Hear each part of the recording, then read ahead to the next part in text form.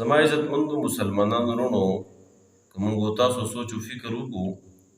اکثر چې کله په دې کور کې د هلک پیدا شي که نه نو سیی به بیا دا ماشومانان په دې کورونو باندې ګرځي زیري دپاره او چې کله په دې کور کې الله دې موږ معاف کړي جنۍ پیدا شي که نه نو بیا اکثر کورونو باندې ماشومان د زیري دپاره نه ګرځي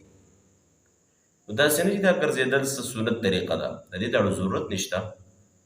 لیکن زما د خبرې مقصد دا دی چې موږ تاسو هلک پیدا کېدو ته خوشحالیږو او جنۍ پیدا کېدو ته موږ تاسو خفه کېږو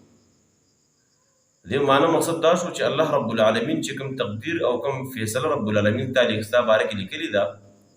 لکه څنګه چې قرآن وایي که نه یهب لمن یشاء اناثا ویهب لمن یشاء الذکور دا خو د الله تقسیم دی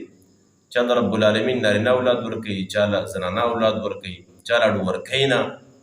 نو اوس د الله په تقسیم کې ولې ودې وي دا خو د الله تقسیم دی بلکې الحمدلله وایه لور ته په سپک نظر باندې نه ګورو لکه څنګه چې د جاهلیت په زمانه کې هغه خلک راولګېدله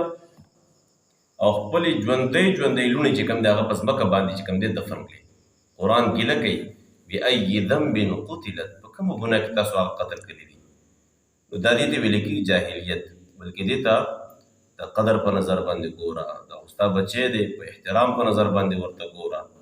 حضور صلی الله علیه وسلم د فاطمې رضی الله عنها د نبی علیه صلات وسلام لور وه څومره محبت یې ورسره الله اکبر څومره محبت حالانکې جناب نبی کریم صلی الله علیه وسلم چې کله اکثر د سفر نه راغی نو د مسجد نه پس به اکثر د فاطمې رضی الله عنها کور ته تلو دومره محبت یې ورسره او د ډېرې مینې به ورته د ګل غوټۍ وي فاطمة الزهرا به ورته وي د ګل غوټۍ به ورته وي لیکن جناب نبی کریم صلی الله علیه وسلم ورسره څومره محبت ساتو زما عزتمندو مسلمانانو وروڼو د الله په تقسیم باندې موږ خفه کېږو نه حالانکې دا لور نه ده دا په پلار باندې تاسو یقین وکئ په پلار باندې زوی دومره نه خفه کېږي لکه دا لور چې پې څومره خفه کېږي لور پې څومره خفه کېږي یو عالم هغه بیان کې خبر کول وایي زما یو لور و دوه مې زامن یو مې لور وه دوه مې زامن په کټ کې لاس موجود لوبې کولې نو په دې لوبو کې یو ماشوم به غل راخوتو بل به بادشاه راخوتو وایي ما ورته دې کټ نه داسې کتله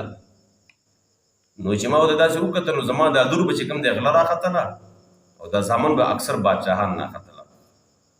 بس وی خفه شو موږ لاړو په دې ګیم کې ورسره کېناستو وایي چې کله ګیم شروع شو که نه د الله نظام ته وګوره وایي هغه غل نوم وایي په ما راغی وایي زما اقه لور پاڅېدله الله اکبر او زما نه یې غاړۍ چاپېره کړله ویې نه وایي زه غلی یم خو زما ابو غل نه دی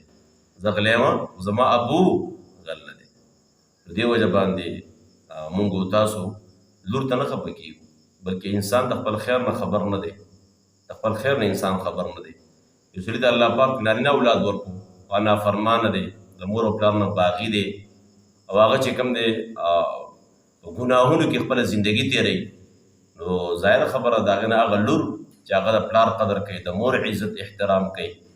نو هغه خو ته بهتره ده په د الله په تقسیم کې ګوتې نه وو د الله په تقسیم کې موږ تاسو هر ټیم کې هر وخت کې د الله په فیصله باندې موږ تاسو خوشحاله او راضي اوسو الله رب العالمین دې عمل کړو